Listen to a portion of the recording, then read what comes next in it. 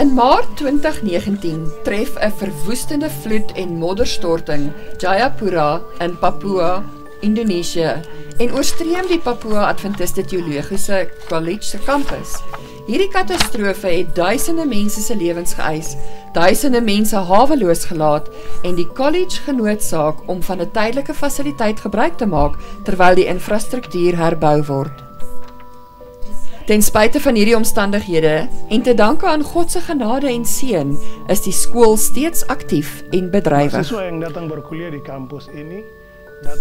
Studente kom van verskeie plekke. Sommiges is van ver afgeleë plekke in Papua, in die berge, ander weer van die kusgebiede.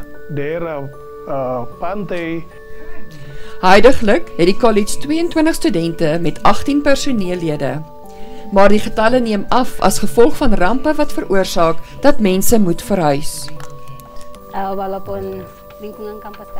Hoewel ons kampus klein is ons lektore uitstekend. Hulle leer ons die Bybel in diepte. Ek het besluit om by STTP te kom studeer omdat dit ons leer hoe om beter toekomstige predikante te wees.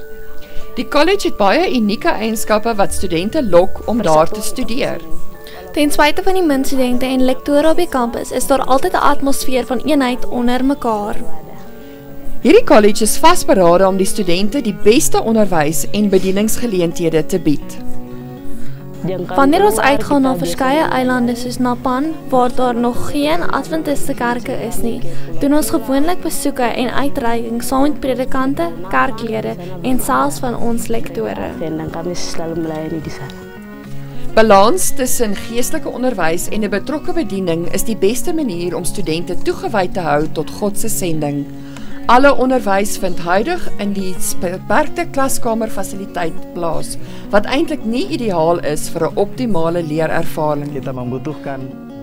Ons benodig baie meer fasiliteite soos rekenaars, boeke, klaskamers, koshuise, stoele, witborde, wat noodsaaklik is om beide die studente en lektore op die kampus te kan bystaan.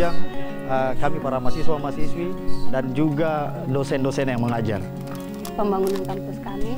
As gevolg van die onstruksie op kampus kan ons nie behoorlik studeer nie. Klasse word aangebied in onvoltooide klaskamers en aangesien ons koshuise nog nie gereed is nie, bly ons tans tydelik in die eise van kerklede.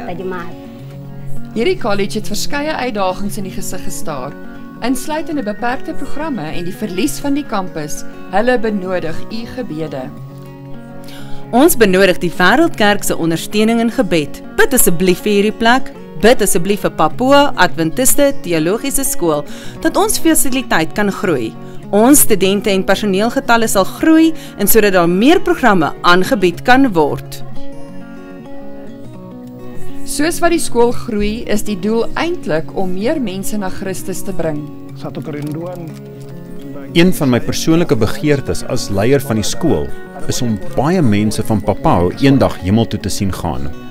'n Gedeelte van u 13de Sabbatskooloffergawe sal help om fasiliteite op te rig vir hierdie college.